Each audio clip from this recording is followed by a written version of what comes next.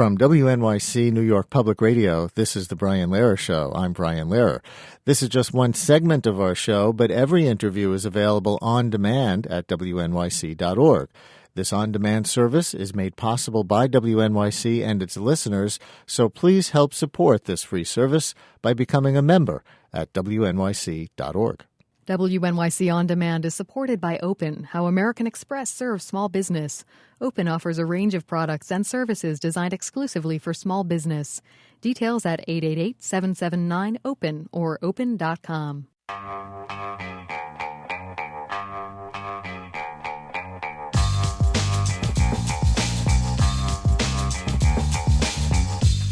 Brian Lehrer on WNYC. Coming up later this hour, so many major events, a confluence of events really with respect to Iraq, including the Bush-Maliki summit. We'll talk about what some of them mean. Colin Powell, the latest to call the situation there a civil war and use those words. So we'll talk about Iraq later in the hour. But now, if there's one thing old about the future of newspapers, it's to call them a dying breed. People have been heralding the death of the paper since the invention of radio. But there's no denying that right now the industry and the medium are going through a seismic shift. Ad revenues for papers is dropping at a faster rate than ever. Overall circulation figures have been in decline for the past 20 years, and that's accelerated. And newspapers across the country are downsizing their newsrooms. Just this year, the Philadelphia Inquirer shed 175 print jobs, with more losses on the way and with a strike likely by tonight. Other papers are cutting their newsrooms by as much as 20%, and the editor of the Los Angeles Times was fired last month after vowing to protect editorial jobs. Now that paper is up for sale, joining 17 other major titles currently on the block. But the decline in newspapers is coinciding with a rise in user-generated content on the web, and many are tapping into new ways to advertise online. Just last month, the Gannett chain vowed to rely more on its readers for content, and other newspapers are striking deals with Google and Yahoo to share ad revenues. So what do all these changes mean for our democracy? Well, for one, reporters covering the recent midterm elections said there were fewer correspondents on the campaign trail this year. But are these changes okay as long as bloggers and non-journalists step in to provide their own content and pick up the slack? We're going to talk now about the role of the newspaper in this changing landscape with three different viewpoints. Jill Abramson, managing editor of the New York Times. Jeff Jarvis writes the blog buzzmachine.com, and he also teaches a class in entrepreneurial journalism at the CUNY Graduate School of Journalism. And Walter Fields, CEO and executive editor of the North Star Network, a new black public affairs news portal about to debut. Jeff, Walter, welcome back. Jill, welcome to WNYC. Good morning. Good morning. And Jill Abramson, you're the second highest editor at the New York Times. How worried are you when you see the declines in so many of these important indicators? Well, for the New York Times newspaper, we're concerned about these trends. We have not been hit as hard as some of our competitors. For one reason, our leadership years ago had a vision for the New York Times to be a national publication, and our national strategy means that we have a stronger circulation base than our competitors, and we've been on a very solid growth curve until more recently. It's definitely a stressful period in the newspaper industry. The price of everything we do, from news gathering to newsprint itself, is going up. And what you said in your introduction is true. Advertising is not growing robustly, and circulation everywhere is constricting. But at the same time, there is tremendous growth at NewYorkTimes.com, our website, which is the largest newspaper website, and a tremendous sense of excitement and experimentation on our news staff. We have lots of journalists who are continuing to write fabulous stories for the newspaper, to keep up their work and well, Jill, let me also do things like blogs and podcasts and all kinds of new forms of journalism on the web. And you wrote recently that you noticed that college students mostly read the web version of your paper, but I think it was also you who said that reporters covering the midterm elections said there were fewer correspondents on the campaign trail covering.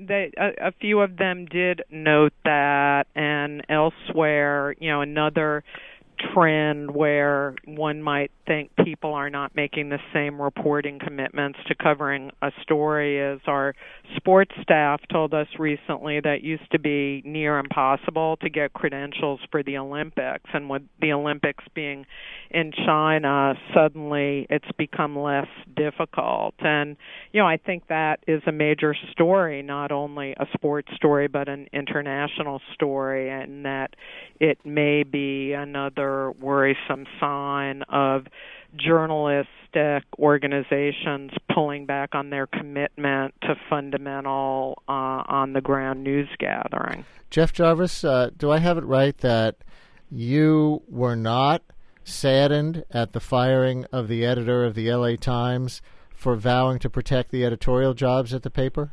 I wouldn't put it that way, Brian. Of course, I have respect for the two editors of the LA Times who've left, but what I'm saying is that I think that the discussion is on the wrong point there, that it's not about preserving necessarily the old ways to do things when we have whole new magnificent opportunities. I'm very optimistic about journalism and where it can grow and what new things it can do.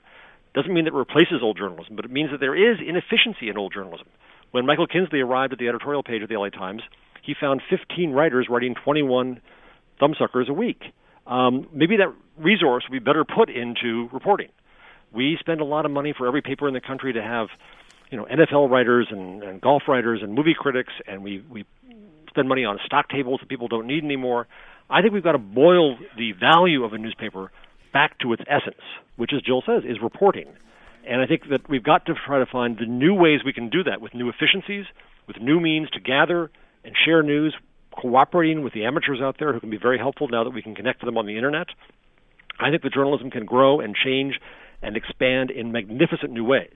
And I'm seeing that kind of discussion at some places, Gannett, as you mentioned, The Guardian, where I write a column. I'm very impressed with what they do. The Times, where I also consult, full disclosure, at About.com, is doing new things. But at too many papers, the discussion I hear is an effort to preserve the old rather than invent the new. And I think the opportunities are all in inventing the new, and there's a necessity to find new and more efficient ways to do things. By the way, you used the word thumbsucker. For those not in the business, what did you mean by that, referring to the editorial page of the LA Times? A think piece. The irony of editorial writers, of course, is that they do exactly what bloggers are accused of doing, which is only opinion and anonymously. But that's another story. But this is exactly the concern that a lot of people have, that what you call inefficiencies will be taken out on people who do things like, you could argue that it's very important to have people crafting well-researched, well-thought-out editorials on a major paper like the LA Times,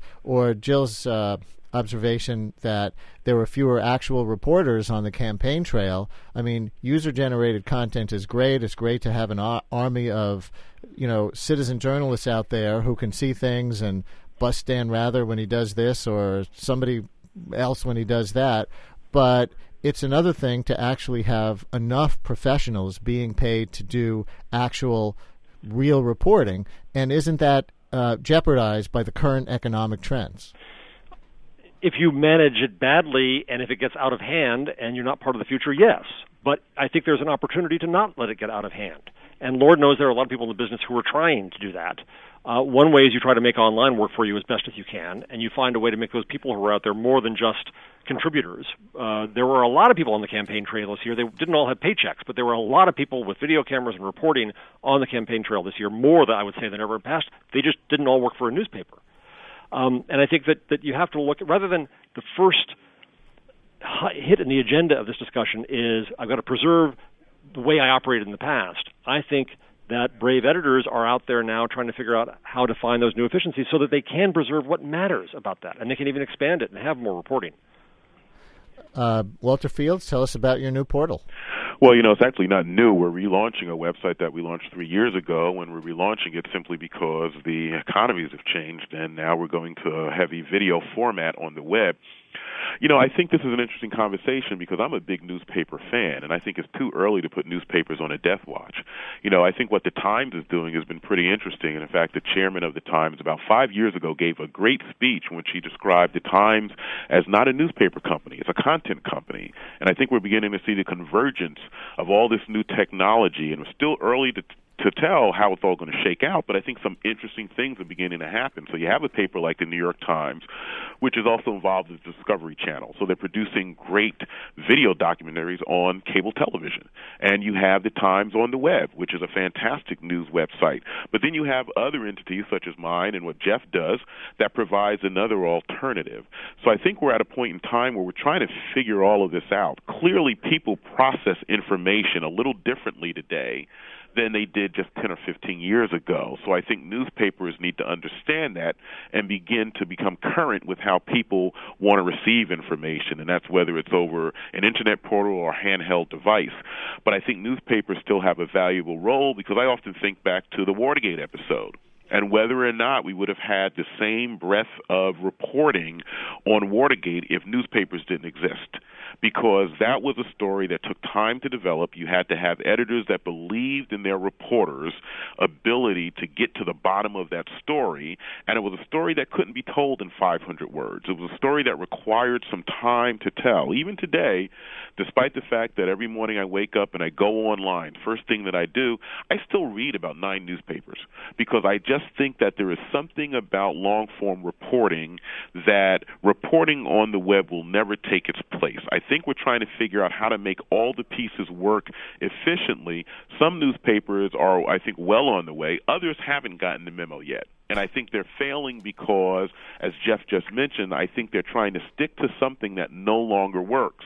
This isn't the first time that newspapers were supposedly threatened. Don't forget, when TV came along, everyone thought, forget it. It's going to be over. TV, when radio came along. Well, when radio came over. That's right. It didn't happen. What happened was a period of adjustment.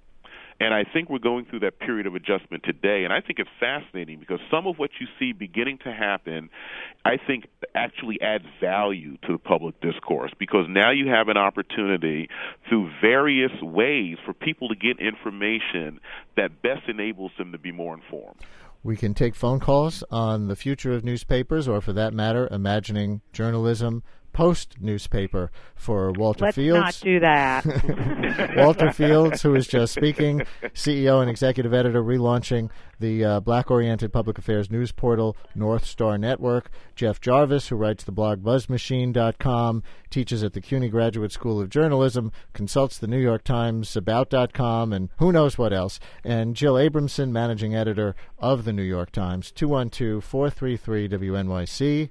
433-9692. And Judy and Chelsea, you're on WNYC. Hello, Judy. Hi, thanks for taking my call. Before I make my general comment, I want to say I love newspapers. I love that newsprint.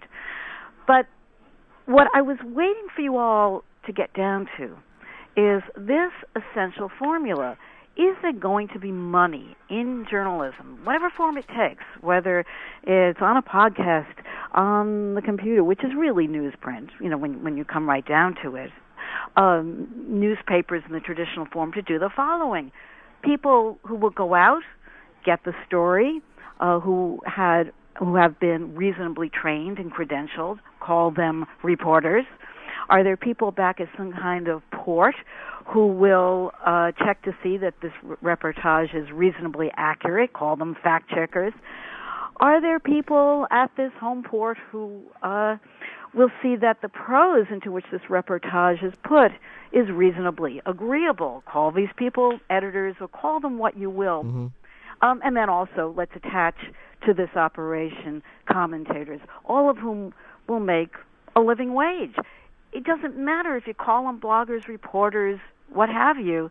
Is there going to be money for this process to take place? Jill Abramson, let me give that to you. And sure. Frankly, from what I've heard and from what I've read, there is real concern at your newspaper, the New York Times, that it's an economically viable model anymore, at least at the level of journalistic ambition that the Times is renowned for?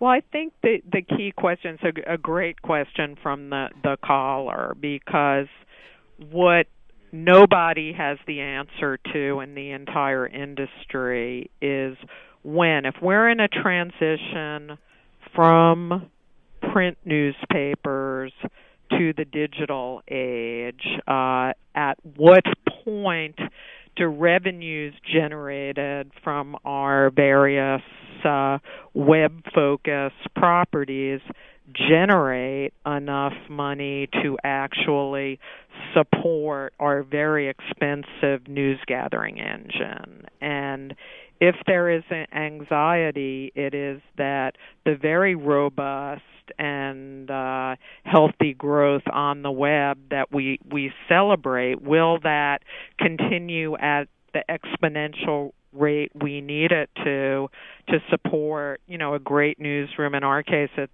1,200 professionals, and we spend millions of dollars to maintain a large bureau in Baghdad. I read in a piece not by a reporter here at the Times, but at the LA Times, that after the war in Iraq, just to give you a little glimpse in reality of how big an operation the Times has, there were 1,000 foreign journalists in Iraq at the beginning of the war, and now there are about 100. And of course, danger is a huge reason for that, but it also is it's a multi-million-dollar commitment to maintain a full foreign news bureau in Baghdad. Well, let me. We do that, and yes, we are worried that it's.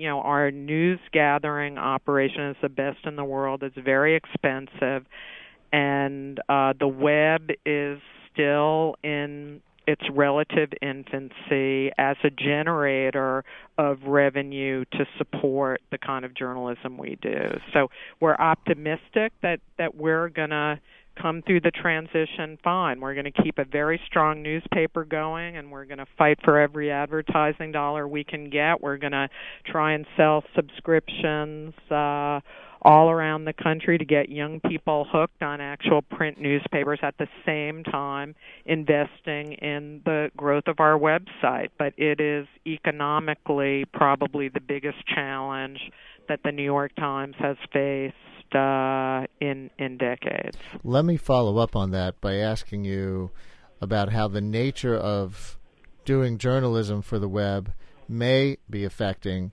the nature and maybe the quality of the journalism at the Times, because the paper has made a lot of changes to its web presence recently. Some of your writers have their own blogs now, and you're incorporating more audio and video elements on the web, and I gather you're in the process of integrating web editors with print staff. Right. But that makes the deadline always right now, as goes with the web, rather than once a day, as used to go with the newspaper. And the Times public editor or ombudsman, Byron Colomé, looked at how the quality of news might suffer as you adapt to the deadlines of the web. Yeah, he actually didn't have any examples that it really had, which I found interesting. Well, he I guess expressed a concern, at least, that reporters and editors might be pressured to, quote, quickly crank out and keep updating a bare-bones version for the web could mean that a final article of traditional Times quality will be less than it could have been, unquote. Is it a worry of yours?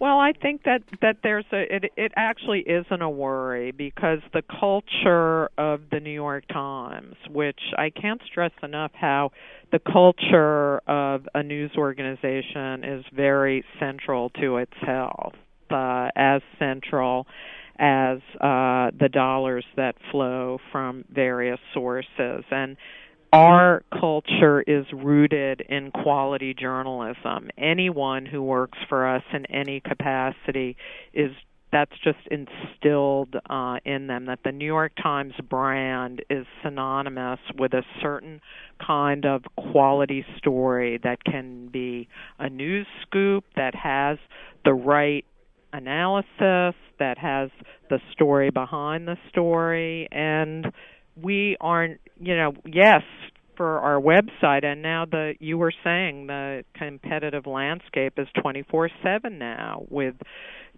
the advent of the web. It's absolutely true. And sometimes we hurry stories onto the web because we fear a competitive threat. We think someone else has gotten onto it, and we put a story, yes, quickly on the web, but never do we put a piece of journalism that we don't feel is proudly, of the quality to appear under that New York Times logo. We Jeff, do you don't, and there are no examples of that happening.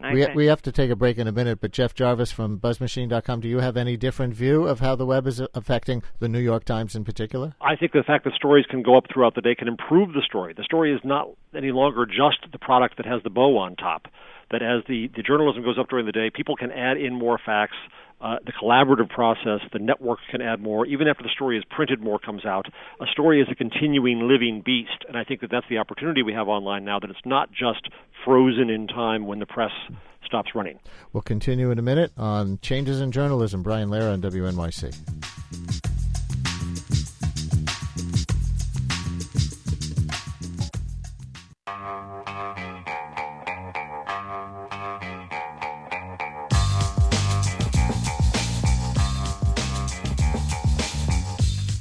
Brian Lehrer on WNYC. Coming up in 15 minutes, many developments with respect to Iraq policy in the last day, including the story that wound up as a scoop in the New York Times about administration doubts about the Iraqi prime minister. Maybe we'll get to ask Jill Abramson a question about that to make a transition in a few minutes.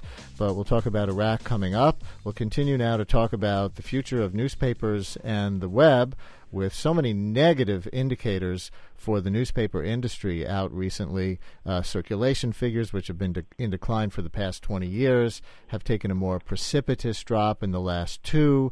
Newspapers across the country are downsizing their newsrooms. Philadelphia Inquirer, which could have a strike tonight, shed 175 print jobs, with more losses on the way, they say. Other papers are cutting their newsrooms. The editor of the LA Times was fired last month after vowing to protect editorial jobs, and there's all this stuff going on, making us wonder about the future of journalism in our democracy, since it's still newspapers that do the lion's share of the real reporting in America. So we're talking with Jill Abramson, managing editor of the New York Times, Jeff Jarvis from the blog BuzzMachine.com and the CUNY Graduate School of Journalism, and Walter Fields, CEO and executive editor of the North Star Network, a black-oriented public affairs news portal. And you on the phones at 212-433-9692. Walter, I gather that one area that seems to be bucking the trend in all these dismal indicators of the newspaper industry is local papers, community newspapers.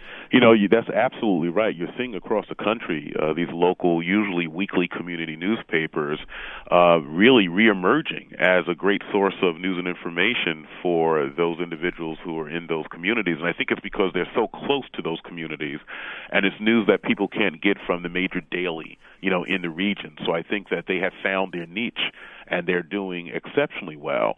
But I think going back to the earlier issue, I think the competitive pressures, this is what I'm concerned about in terms of being first with the story.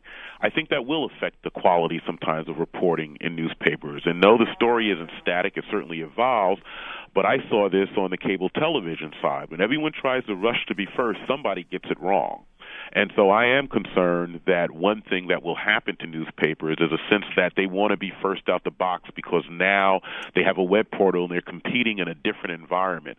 So I'm hoping that that infrastructure that the caller talked about, making sure that you have the editors, making sure you have the fact checkers, I hope that we demand that that sort of quality check remains in place, because whether it's online or whether it's in print, I think we all want to make sure that the information we get is accurate. Walter, I agree, and I think that we hope that the value of credibility surpasses the value of the scoop and timing. Yes.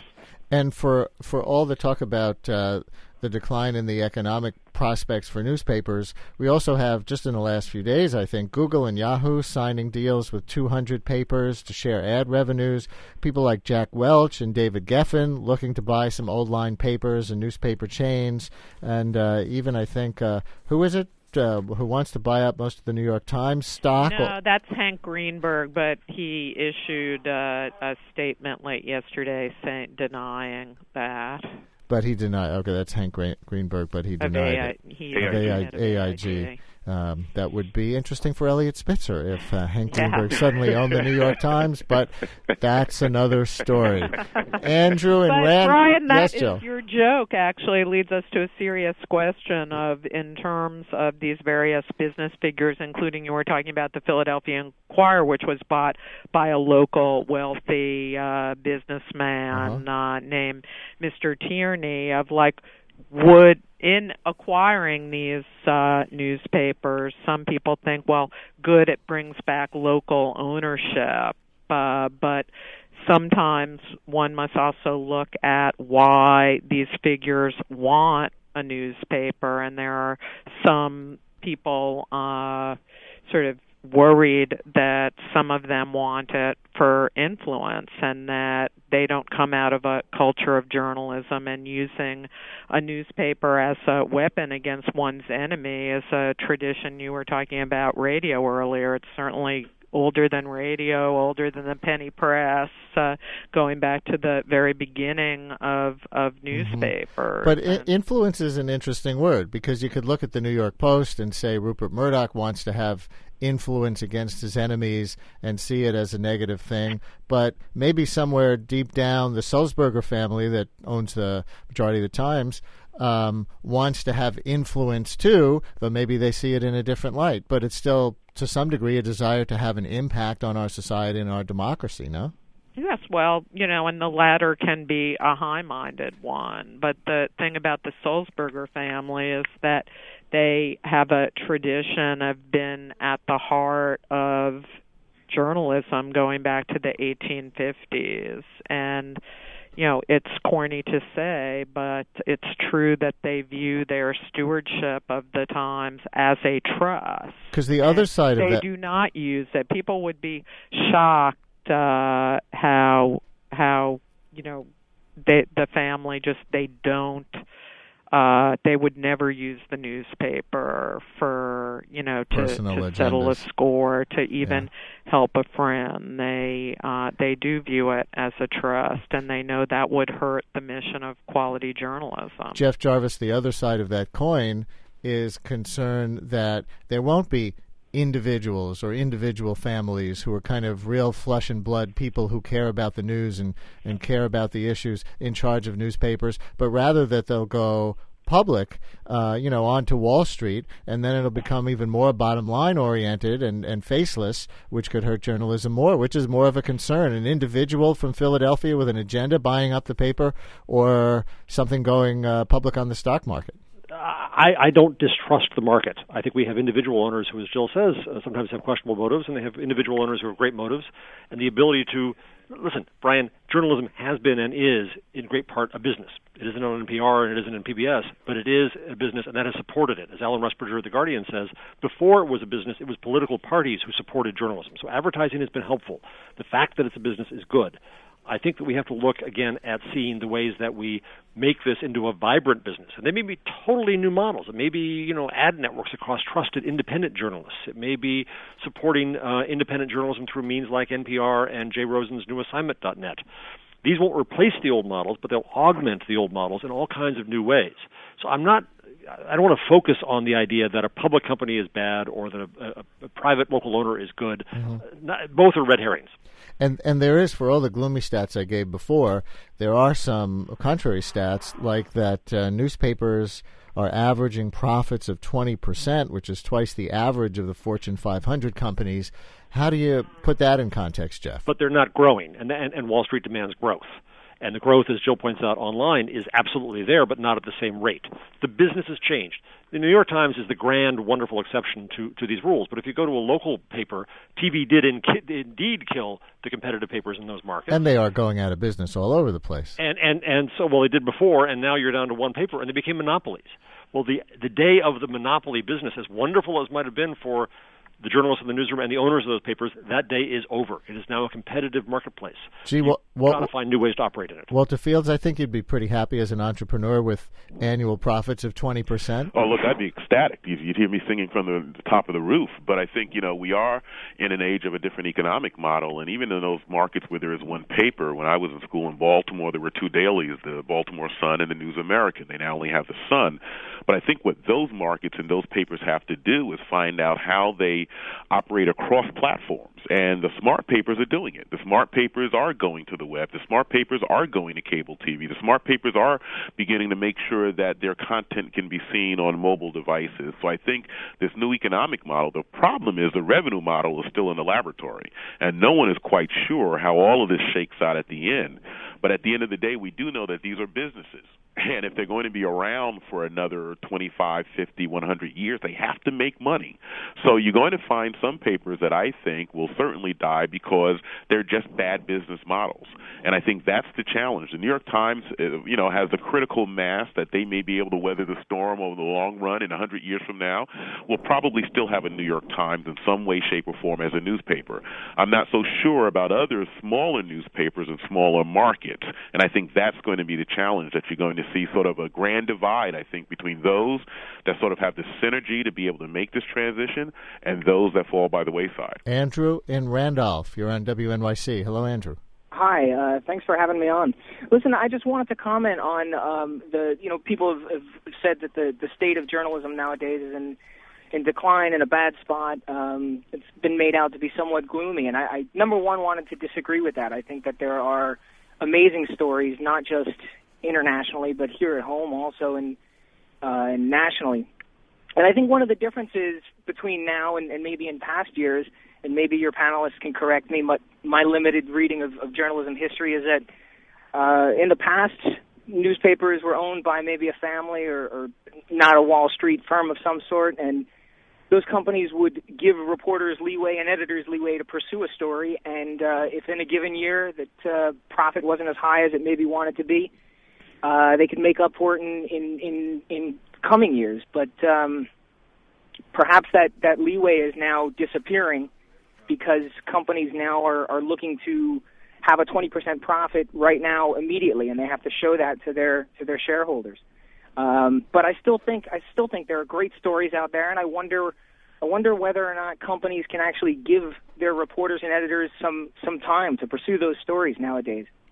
Andrew, thank you for your call. And I think the bottom line issue, and we're going to run out of time here in a minute, is reporting. Because once a story exists, even on the tiniest community newspaper in America, if somebody sees it who puts it on the web is such a powerful portal that if the story has power, it'll spread all over the world. Walter, tell me if you think I'm being too optimistic. But the reporting has to be done. The reporting has to be done, and I think there's always going to be this boomerang effect, that once it's out there, you'll begin to see other people gravitate towards that story and hopefully explore it even further. And I agree with the call. I think there's still some wonderful reporting that's being done. A couple of years ago, the Associated Press did an incredible series on the issue of land takings from African Americans in the South, where their property was just outright stolen.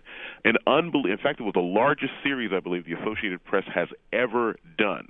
Fantastic reporting. So those opportunities still exist. I think what we have to figure out for newspapers, what they have to figure out is how the public consumes. The public consumption has changed in terms of how they process information. And if we can get the right mix, I think those papers are going to be successful. Jeff, a last quick question for you. You're an advocate of user-generated content, and I think you've said things like reporters should tear down the walls between reporters and the readers they served. But all this user-generated content, again, it's not with the resources of a professional journalist. But it expands those resources. That's just the point. The journalist, when I have a question, Brian, I can go on my blog and I can ask people, and they will go report for me. Let's be generous and ask people for their help and give them the respect that they realize that they know more than we do. That's what a reporter's job has always been, to go find the people who know the stuff we don't know. Now you have more opportunities to do that. It's not as if you hand over the writing of the story and the reporting of the story to that person, but you acknowledge that you can get help to do your job better and more efficiently. And Jill Abramson from the Times, it's just come across here that Bill Clinton is the latest person to use the term civil war to describe the situation in Iraq. That's going to be our next topic in a minute. Colin Powell apparently made that announcement yesterday. NBC News, the LA Times, now officially using civil war to describe the situation in Iraq. Have you made that decision at the Times? Yeah, we have, and we have left it to the discretion of our great reporters on the ground in Iraq to use the term when they feel it's the best and most accurate way to describe what they're seeing and covering. Is that new today? No, it's not new today. So all this hoo-ha about NBC and Matt Lauer's... Well, NBC chose to announce, their decision to do it on the Today Show and generated attention. I think words do matter. It's a very legitimate news story. But, we have, put the words in the hands of those who do the reporting in consultation with editors. I know you have to protect your sources, but the fact that memo wound up on the front page of the Times yesterday on the same day that Bush and the Prime Minister of Iraq, Maliki, were going to meet with the administration officials casting doubt on aspects of his leadership, for all that the Bush administration jumps up and down about leaks from others, that has very much the look to me like it came from inside the administration as a leak to the New York Times to affect events. How much can you tell us about that? I can't tell you anything, and one of the fabulous things about the Times and the kinds of stories that we break is that it generates and keeps going the endless parlor game of trying to figure out who our sources are. Unfortunately, in recent history, it's gone from being a parlor game to an issue where we find ourselves in the crosshairs of criminal prosecutors who are trying to find that out. And I think that trend is as worrisome or more so as some of the economic issues we've talked about, because that kind of thing puts a real chill on journalism's calling to inform the public. But gosh, I guess the ethics demand that even if you find yourself in a prosecutor's crosshairs for one leaked story that you published, even if this did come from the administration, you couldn't stand up and say, hey, you do it too. Well, we'll see. Jill Abramson, managing editor of the New York Times. Jeff Jarvis, who writes the blog BuzzMachine.com and teaches at the CUNY Graduate School of Journalism. And Walter Field, CEO and executive editor of the North Star Network, a black public affairs news portal. Thank you all very much for a great discussion. Thank you. Thank you. Brian Lehrer on WNYC, and we'll have that Iraq story in a minute.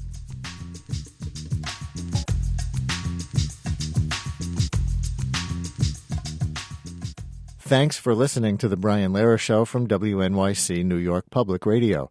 You can hear everything we do and check out our other programs on demand at wnyc.org or on iTunes. This on